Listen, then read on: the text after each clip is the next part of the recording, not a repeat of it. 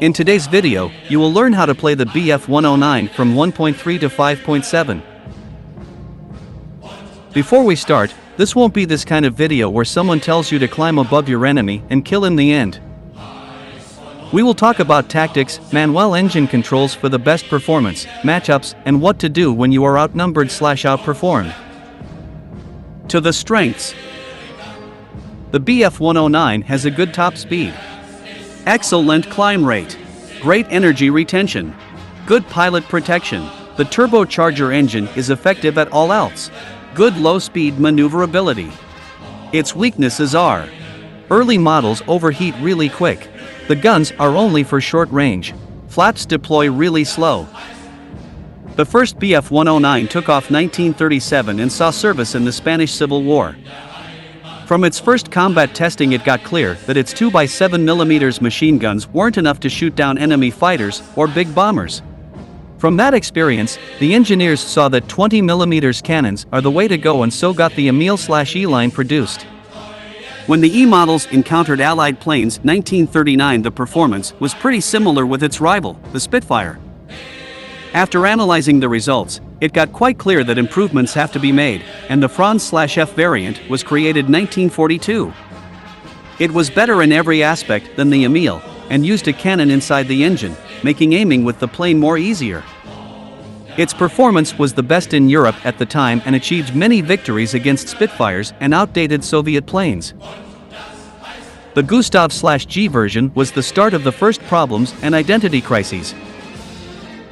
Earlier bf109s got mainly used for air superiority purposes, but because of the good performance of the F version and easy construction of the airframe, it went more and more in the direction of a multi-purpose fighter. It could be used as interceptor, fighter bomber, air superiority fighter, and for that it needed a stronger engine. The cooling system for the plane wasn't good enough and the reliability suffered from it. As consequence, the horsepower got lowered and it got a heavier armament to achieve its goals, making the performance worse than the F line. Also, with the bombing raids from the Allies, the focus went from a fighter plane to a high-alt interceptor. The Kurfürst/K model was the last modification for the 109 and had the strongest performance of all planes before it. Sadly, because of inexperienced pilots and the appearance of jet fighters, the fighter saw only limited use in the end of the war. Let's start with the first bf109, but there isn't much to say. You are a 1.3 fighter. Your only advantage you have is your speed, besides that you will be outturned by pretty much everything.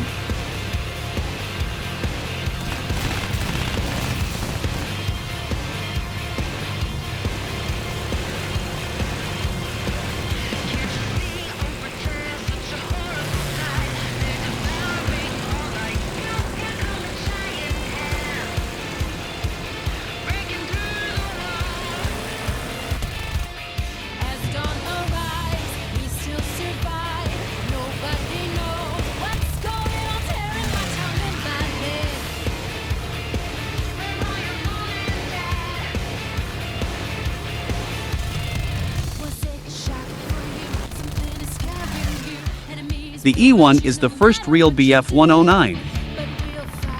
You will outclimb everything in your BR range, but with 4x7mm you need to get really close on your target to achieve something. Like in the Focke-Wulf 190 video, use the tracer belt for the best damage.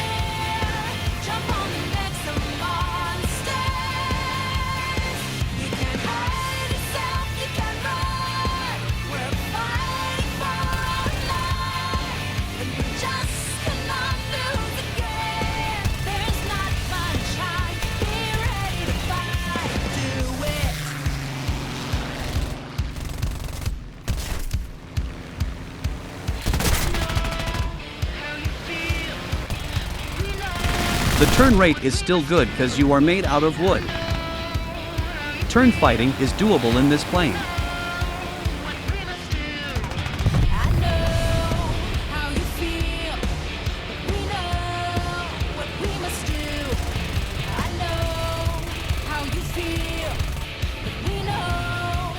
For all bf109s, at the start of the game, climb at 20 degrees.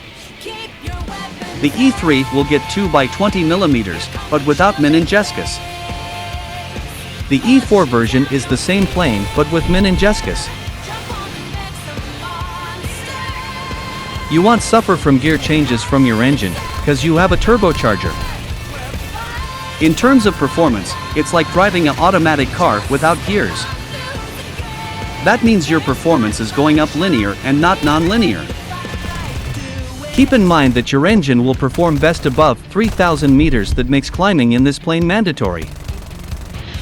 There are two situations that can happen. If the enemy is under you, you can simply dive on him and kill him, but don't follow him to the ground. Always attack the enemy that is the highest. If you don't do that, your climb advantage will be gone and you will have to dogfight people.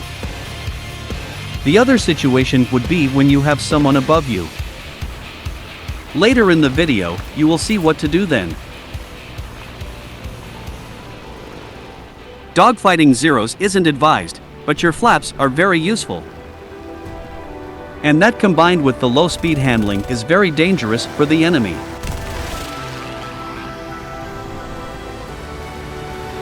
The E7 and the E7/U2 are performance-wise just like the other Emils, but had the option to carry small bombs.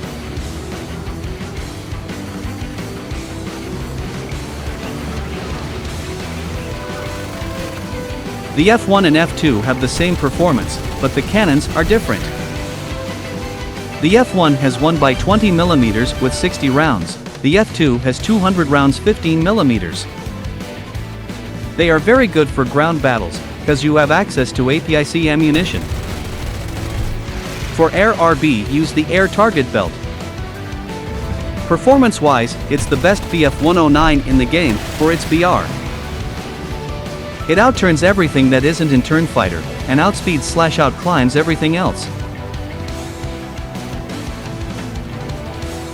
Here you can start playing like you are intended to be, and like it was in real life. You should play like an assassin. It's important that you keep the fight short, because the longer you take, the more likely it is that a third party gets involved. Situational awareness is key, because when you know where all the enemies are, you can pick the weakest/slowest. You can also retreat when you have the disadvantage.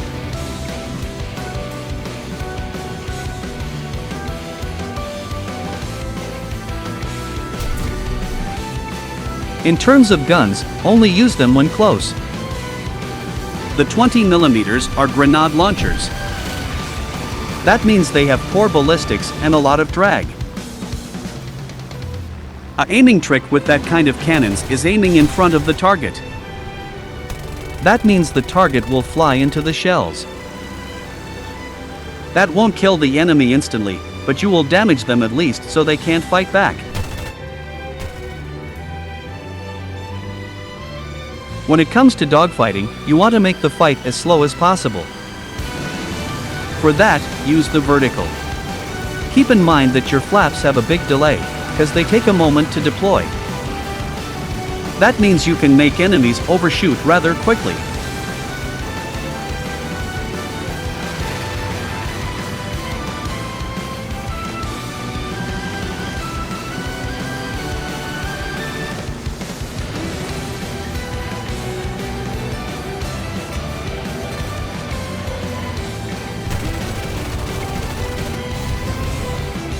The F4 is the highlight in the line.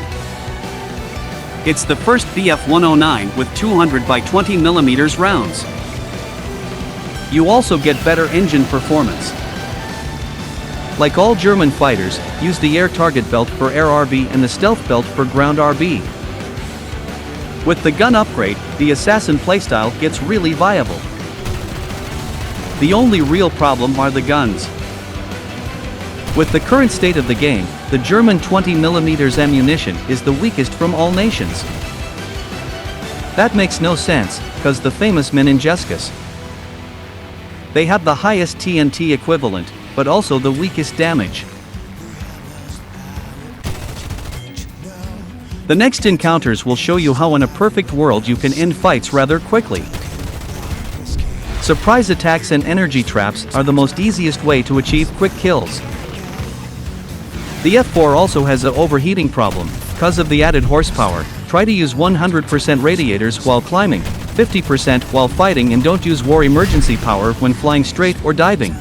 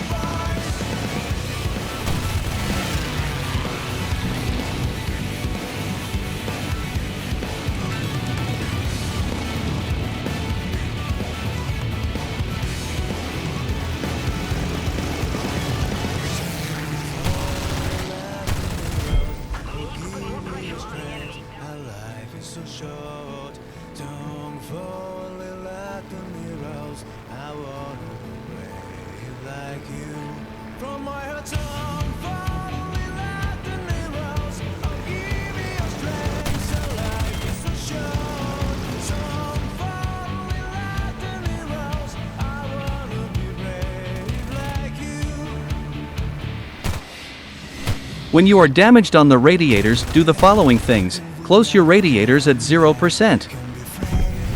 Your engine will overheat no matter what, and by closing the radiators you eliminate all drag, making you almost 30 km per hour faster. Once your engine dies, change the prop pitch to 0. That will eliminate the drag from it and let you glide. Once you are landing, change your radiators and pitch to 100%. The pitch at 100% will work as air brake. You can do this trick in a dogfight to let someone overshoot, but make sure that your thrust is at 0. When you don't do that, your engine will get damaged because you are overworking it with too much RPM. You also have access to 2x15mm gun pods.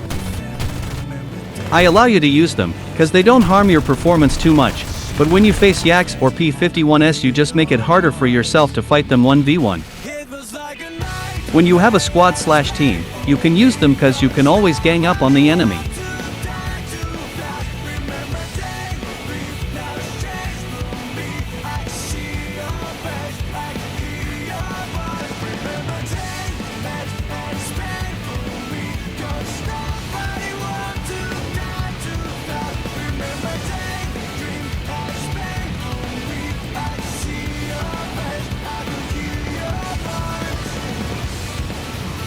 You can already see that the performance suffers in everything, because of the added weight and drag. I really recommend you to use them only if you know how to fly the bf109 well.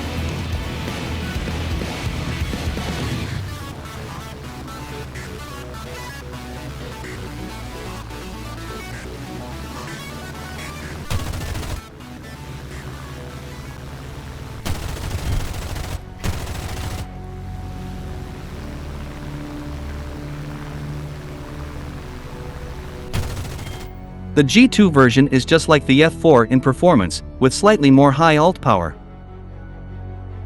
Be advised that you only have access to the tropical/tro version in the German tree. The normal version can be found in the Italian tree as premium.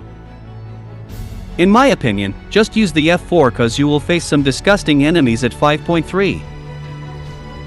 You can also use the 20mm gun pods, but I highly advise against it. You double the weight from the 15mm gun pods and also the negative effects with it. If you want more firepower, try the Italian G55 line.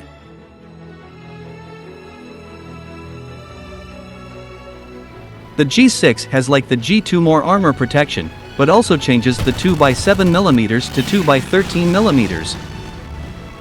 For the 13mm, use the default IAI or the stealth belt. That also means you get more weight/less performance. You can also change the 20mm cannon in your engine for the 30mm. For that, use the universal belt.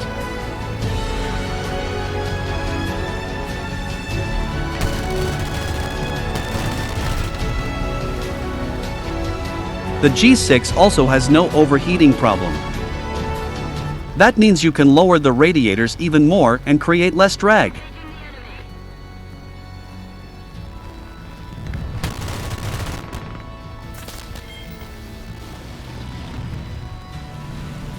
The G13 has a better high-altitude performance, but less at low alt. Now you have to use everything you learned before, cause now planes start to outperform you. Planes like the P-51, Yak-3U and late Spitfires will be a normal enemy.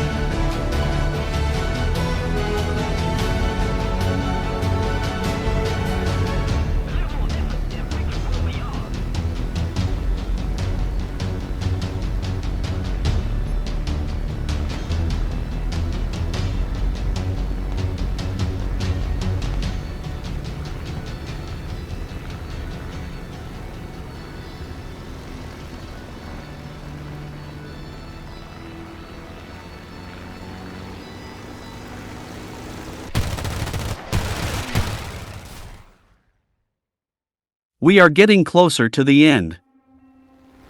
The last two bf109s are at this point really outdated and get outperformed by every fighter at this BR. Nonetheless, the combination of speed and low weight makes this a really interesting experience. If you are a casual player, you will have a hard time in this planes, cause now every mistake you make is deadly.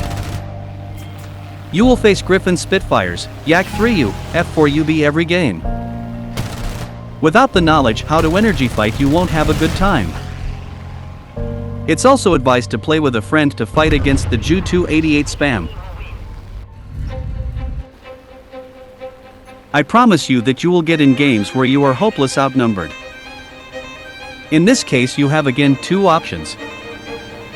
A. You land and leave for the next game, or B. You face the enemy one after one. In that case, you will learn how to drastically improve your situational awareness and become a great pilot. In the next segment, you will see what it will look like when performed right.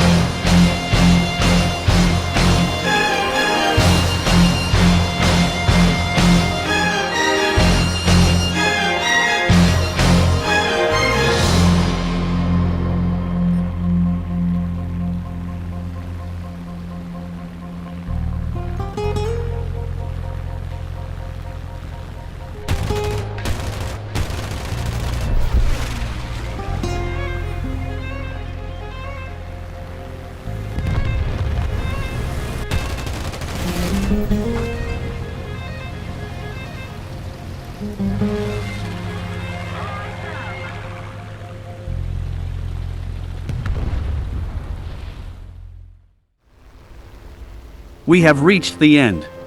The difference between the G10 and K4 is the engine. The K4 has a stronger one, but cause of the overheating you need to use more radiator. The K4 has also access to an 500 kilograms bomb since the last update. This video should have been out a bit earlier, but cause of the new update, I had to rework the whole video. I try to make a video every 1 to 2 weeks, but it takes a long time cause I'm doing everything myself. From getting the right footage, all the stat cards, the script and then the editing. But I have to say that I'm positively surprised how good this guides work and that you guys comment that it helped you getting better. I will keep making videos about the planes you want, so keep writing me in the comments what plane you want to see next. Oh, and if you see me in game, just write me something and I will maybe share it in one of my videos. See you in the next one.